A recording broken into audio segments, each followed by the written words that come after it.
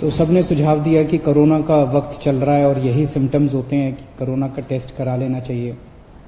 कल सुबह कोरोना का टेस्ट हुआ था, शाम तक रिपोर्ट नेगेटिव आई। इस दौरान आप सब लोगों ने, बहुत सारे लोगों ने अपनी दुआएं भेजी, अपना आशीर्वाद भेजा और ऊपर वाले की कृपा से टेस्ट नेगेटिव आया। आप सब लोगों का बहुत बहुत तहे दिल से शुक्रिया जिन्होंने अपने शुभकामना संदेश भेजे। मैं अपने घर में ही एक कमरे में अपने आप को बंद किए हुए पिछले 2 दिन से देख रहा था। मेरा शरीर तो यहाँ था लेकिन मेरा मन इसी में था कि दिल्ली में किस तरह से और क्या क्या किया जा सकता है कोरोना को कम करने के लिए, लोगों को इलाज कराने के लिए। आज दिल्ली की जो पोजीशन है, दिल्ली में 31,000 टोटल केस हो चुके हैं। इसमें से लगभग 12,000 लोग ठीक होकर घर जा चुके हैं। 18,000 लोग अभी एक्टिव केस हैं जिनको अभी भी बीमारी है। 900 के करीब लोगों की डेथ हो चुकी है। जो 18,000 लोग एक्टिव केसेस हैं, इनमें 15,000 होम आइसोलेशन में अपना इलाज करा रहे हैं। कल एसडीएमए की मीटिंग थी, स्टेट डिजास्टर मैनेजमेंट अथॉरिटी। उसमें मुझे भी जाना था, मैं नहीं जा पाया। मनीष सिसोदिया जी और अन्य मंत्रीगण गए थे। एलजी साहब ने इसकी अध्यक्षता की थी। वहां पे जो आंकड़े प्रस्तुत किए गए सरकार द्वारा, वो आंकड़े दिखाते हैं कि आने वाले समय में दिल्ली में कोरोना बहुत तेजी से फैलने वाला है। 15 जून को उम्मीद है कि 44,000 केस हो जाएंगे। जो आज 31,000 केस हैं, ऐसा अनुमान है कि 15 जून तक 44,000 केस हो जाएंगे। 30 जून तक 1 लाख केस हो जाएंगे। 15 जुलाई तक 2.25 लाख केस हो जाएंगे और 31 जुलाई तक लगभग 5,32,000 केस हो जाएंगे दिल्ली में टोटल। और इसको देखते हुए 15 जून तक हमें 6,681 बेड्स की जरूरत पड़ेगी। 30 जून तक 15,000 बेड्स की जरूरत पड़ेगी। 15 जुलाई तक 33,000 बेड्स की जरूरत पड़ेगी। 31 जुलाई तक 80,000 बेड्स की जरूरत पड़ेगी। तो चुनौती बहुत बड़ी है। इसमें सबसे पहले तो अपने को ये करना है कि अपने आप को, हमें सबको कोरोना से बचाना है। इसे अब जन आंदोलन बनाना है। 3 बातों को, हमें मास्क पहन के घर से निकलना है, हमें बार बार हाथ धोने हैं, सैनिटाइज करने हैं और सोशल डिस्टेंसिंग करनी है। अभी तक हम कहते थे कि हमें करना है, अब हमें ये भी करना है कि अगर कोई नहीं कर रहा तो उनसे हाथ जोड़ के विनती करनी है कि भाई साहब आप भी कर लीजिए। आपकी सेहत के लिए भी अच्छा है, दूसरों की सेहत के लिए भी अच्छा है। क्योंकि अगर कोई और नहीं कर रहा तो उसकी वजह से दूसरों को फैल सकता है, उसकी वजह से कोरोना दूसरों को हो सकता है। तो इसे अब जन आंदोलन अपने को बनाना है, सबको खुद भी करना है और दूसरों से भी करवाना है। जैसे ऑड इवन में हमने जन आंदोलन किया था ना, ऑड इवन में हम भी करते थे और अगर कोई फॉलो नहीं कर रहा तो गाड़ी रोक के शीशा नीचे करके उसको कहते थे कि भाई साहब घर चले जाओ, आपका व्हीकल आज ऑड है या इवन है, ये ठीक नहीं है। ऐसे इसको भी अपने आप को जन आंदोलन बनाना है। अपने को, अपने स्वास्थ्य के लिए ये जरूरी है। जितना इसको फॉलो करेंगे उतना चांसेस कम हैं कि आपको कोरोना होगा। दिल्ली की कैबिनेट ने निर्णय लिया था कि कोरोना के दौरान दिल्ली सरकार के अस्पतालों में दिल्ली में रहने वाले लोगों का इलाज हो, क्योंकि जैसे मैंने अभी आपके सामने बताया कि आने वाले समय में बेड्स की बहुत ज़रूरत पड़ेगी। सोमवार को केंद्र सरकार ने दिल्ली की कैबिनेट के उस निर्णय को पलट दिया और केंद्र सरकार ने, एलजी साहब ने आदेश जारी किया है कि दिल्ली के हर अस्पताल में सबका इलाज किया जाएगा। मैं देख रहा था टीवी पे, कुछ लोग कह रहे थे कि केंद्र सरकार दिल्ली की कैबिनेट के फैसले को पलट नहीं सकती। एलजी साहब के पास दिल्ली के फैसले को, दिल्ली में चुनी हुई सरकार है, अभी कुछ महीने पहले चुनाव हुए थे जिसमें 62 सीट आई थी। दिल्ली की चुनी हुई सरकार के कैबिनेट के निर्णय को एलजी साहब या केंद्र सरकार पलट नहीं सकते। कुछ लोग ऐसा कह रहे थे। कुछ लोग कह रहे थे कि दिल्ली में खुद इतने सारे केस हो रहे हैं, दिल्ली के लोगों को खुद इतने बेड्स की जरूरत पड़ेगी। मेरा अब ये कहना है, केंद्र सरकार ने निर्णय ले लिया, एलजी साहब ने आदेश पारित कर दिया। ये समय असहमतियों का समय नहीं है, ये समय एक दूसरे से डिफर करने का समय नहीं है। अब जो निर्णय हो गया केंद्र सरकार का, एलजी साहब ने जो आदेश दे दिया उसको लागू किया जाएगा। एलजी साहब के आदेश को अक्षरशः लागू किया जाएगा, केंद्र सरकार के निर्णय को लागू किया जाएगा। अब इस पे कोई असहमति नहीं करनी, अब इस पे कोई वाद विवाद नहीं करना, अब इस पे कोई लड़ाई झगड़ा नहीं करना। ये सब लोग, मैं जितने सरकार के अंदर भी हैं, जितने पार्टी के लोग हैं, मैं सबको और जितने मैं सबको मैसेज देना चाहता हूं कि एलजी साहब के आदेश को लागू किया जाएगा, केंद्र सरकार के निर्णय को लागू किया जाएगा। चुनौती है, बहुत बड़ी चुनौती है, अभूतपूर्व चुनौती है। जैसा मैंने कहा, 15 जुलाई को दिल्ली में 33,000 बेड्स की जरूरत पड़ेगी दिल्ली वालों के लिए।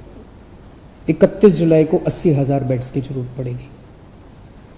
बाहर से कितने लोगों के आने की उम्मीद है? मोटे मोटे तौर पे देखें तो दिल्ली के अस्पतालों में जब कोरोना नहीं था, नॉर्मल टाइम में दिल्ली के अस्पतालों में 50% लोग दिल्ली के बाहर से आके इलाज कराते हैं। तो अगर वो अभी माना जाए तो जितने बेड्स हमें दिल्ली के लोगों के लिए चाहिए, उतने ही बेड हमें दिल्ली से बाहर से आने वाले मरीजों के लिए, हमारे भाई बहनों के लिए चाहिए होंगे। तो 15 जुलाई को दिल्ली के वालों के लिए 33,000 बेड चाहिए, तो सारे मिला के बाहर वाले भी अगर मिलाएंगे तो 65,000 बेड्स की जरूरत पड़ेगी। और 31 जुलाई को 80,000 बेड अगर दिल्ली वालों के लिए चाहिए तो लगभग 1.5 लाख टोटल बेड्स की जरूरत पड़ेगी। बहुत ज़्यादा बड़ी चुनौती है, आसान काम नहीं है। लेकिन इतना मैं कह सकता हूं कि हम पूरी कोशिश करेंगे, तन मन धन जो बन सकेगा। ये हमारी जिम्मेदारी भी है और ये सेवा का काम है। मैं खुद निकलूंगा, कल से परसों से मैं खुद जमीन पे उतरूंगा, मैं खुद जा जाके स्टेडियम्स को, बैंक्वेट हॉल्स को, होटल्स को तैयार करवाएंगे। हम लोग जितना ज़्यादा से ज़्यादा हो सकेगा हम कोशिश करेंगे।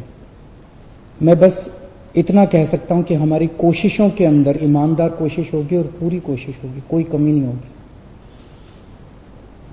लेकिन ये विपदा इतनी बड़ी है, ये मुसीबत इतनी बड़ी है, मानव जाति के इतिहास में शायद इतनी बड़ी विपदा कभी नहीं आई।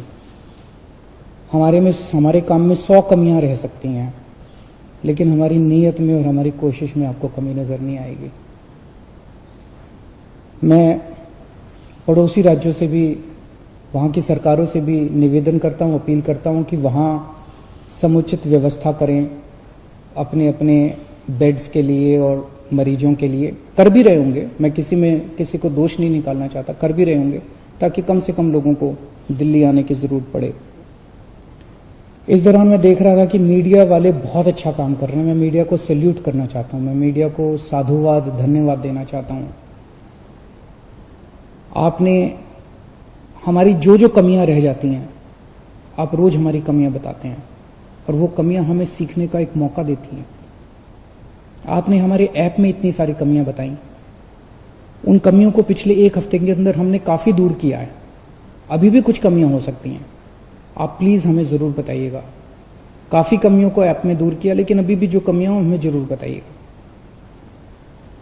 मैं देखता हूं कि लगभग हर चैनल पे कुछ पेशेंट्स को या पेशेंट्स के रिश्तेदारों को, दोस्तों को वो किस तरह से बताते हैं कि कई अस्पतालों में गए, मैं पहले इस अस्पताल में गया, मैं इस अस्पताल में गया, मैं इस अस्पताल में गया, मुझे इलाज नहीं मिला, मुझे बेड नहीं मिला। मैं सोच रहा था कि टोटल कितने 10, 12, 15 चैनल होंगे।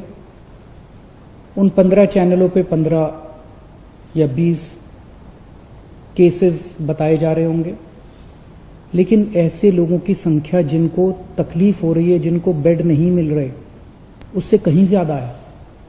केवल 15-20 लोग नहीं है जो टीवी पे आए। लेकिन मैं आपकी जानकारी के लिए बता दूं, पिछले एक हफ्ते में एग्जैक्टली 8 दिन में दिल्ली के अस्पतालों में 1900 लोगों का एडमिशन हुआ, 1900 लोगों को बेड मिले हैं दिल्ली के अस्पतालों में। और आज 4200 बेड अभी खाली हैं। लेकिन ये 4200 बेड मोस्टली सरकारी अस्पतालों में खाली हैं, प्राइवेट के मोस्टली भर गए हैं। उसका भी इंतजाम कर रहे हैं, कोशिश कर रहे हैं। लेकिन पिछले 8 दिनों में 1900 लोगों को बेड मिले। लेकिन एक तरफ जहां 1900 लोगों को बेड मिले, वहीं कम से कम 150-200 लोगों को बेड के लिए धक्के भी खाने पड़े। तो जब टीवी चैनलों के ऊपर एक एक केस बताया जाता है, मेरी टीम एक एक केस पे गौर करती है और हम उससे सीखने की कोशिश करते हैं। एक तरफ हम कोशिश करते हैं कि उस व्यक्ति को हम उसकी विपदा दूर कर सकें, और दूसरी तरफ उसे तकलीफ क्यों हुई, हमारे सिस्टम में कहां कमी थी, उस कमी को सीख के उस सिस्टम की कमी को हम दूर करने की कोशिश करते हैं, ताकि आने वाले और किसी को तकलीफ ना हो। लेकिन फिर भी हम परफेक्ट नहीं है, सब कुछ ठीक नहीं है, अभी बहुत सारी कमियां हैं हमारे सिस्टम में। और सब कुछ लेकिन खराब भी नहीं है, काफी कुछ काम हुआ भी है। हमारे डॉक्टर्स लगे हुए हैं, हमारे नर्सेस लगे हुए हैं, सरकारी ऑफिसर्स लगे हुए हैं, पुलिस वाले लगे हुए हैं, सब लोग बहुत काम कर रहे हैं। लेकिन अभी भी बहुत सारी चीजें ठीक करनी है। मेरी मीडिया के साथियों से निवेदन है कि इसी तरह से आप हमें अपने चैनल पे तो दिखाते ही हैं, लेकिन अगर चैनल के अलावा भी कहीं कोई आप कोई स्टोरी ना दिखा पाए, कहीं कोई कमी नजर आए, तो फोन कर देना, उसको हम ठीक कराने की कोशिश करेंगे। और सबसे जरूरी बात, ये समय आपस में लड़ने का नहीं है, ये समय राजनीति का नहीं है। मैं देखता हूं आपस में ये पार्टियां सारी लड़ रही हैं। बीजेपी वाले आम आदमी पार्टी से लड़ रहे हैं, आम आदमी पार्टी वाले कांग्रेस से लड़ रहे हैं, कांग्रेस वाले बीजेपी से लड़ रहे हैं, वो उससे लड़ रहा है, वो उससे लड़ रहा है। अगर हम सारे आपस में लड़ते रहे तो कोरोना जीत जाएगा। और जो एक आम आदमी बैठ के टीवी चैनल देखता है, वो सोचता है यार ये क्या पार्टियां हैं, आपस में लड़ रही हैं, मेरी किसी को परवाह नहीं है। हमें आपस में नहीं लड़ना, हमें इस टाइम एकजुट होना है, हमें एक देश बनना है। जब तक सारे मिलके नहीं लड़ेंगे, बीजेपी, कांग्रेस, आम आदमी पार्टी, ये पार्टी, वो पार्टी, डॉक्टर्स, नर्सेज, पुलिस, सारी संस्थाएं, समाजसेवी संस्थाएं, धार्मिक संस्थाएं, जब तक सारा देश मिलके एक साथ नहीं लड़ेगा, तब तक हम कोरोना को नहीं जिता पाएंगे। आप सोच भी नहीं सकते कितनी बड़ी विपदा है ये। आपस में नहीं लड़ना, सारी सरकारों को मिलके, सारी संस्थाओं को मिलके, सारी पार्टियों को मिलके हमें एकजुट होके कोरोना को हराना है। अगर हम आपस में लड़े, कोरोना जीत जाएगा, और अगर हम एकजुट हो गए, हम कोरोना को हरा लेंगे। शुक्रिया।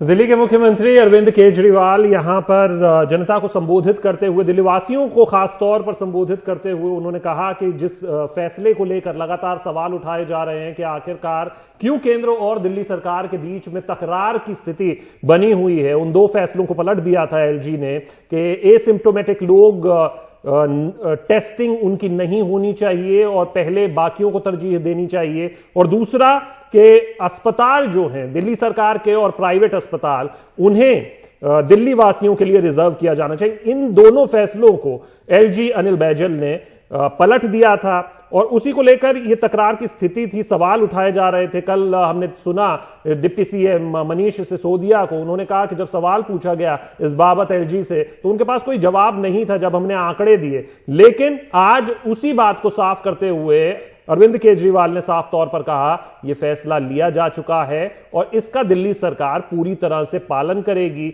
जिस बात को एलजी साहब ने पलटा है। और साथ ही एक गुजारिश भी की लोगों से कि वो भी अब इसको एक जन आंदोलन की तरह देखे और कोई भी अगर किसी भी तरीके से नियमों का पालन नहीं कर रहा है तो उससे गुजारिश करें, हाथ जोड़कर गुजारिश करें। और साथ ही उन्होंने कहा कि केसेस आने वाले दिनों में बढ़ने जा रहे हैं, जैसे कि जो आंकड़े बताए गए थे उन्हीं को दोहराया कि वो बढ़ने जा रहे हैं, इसलिए दिल्ली की जो चुनौती है आगे आने वाले दिनों में वो और ज्यादा सख्त, कड़ी होने वाली है।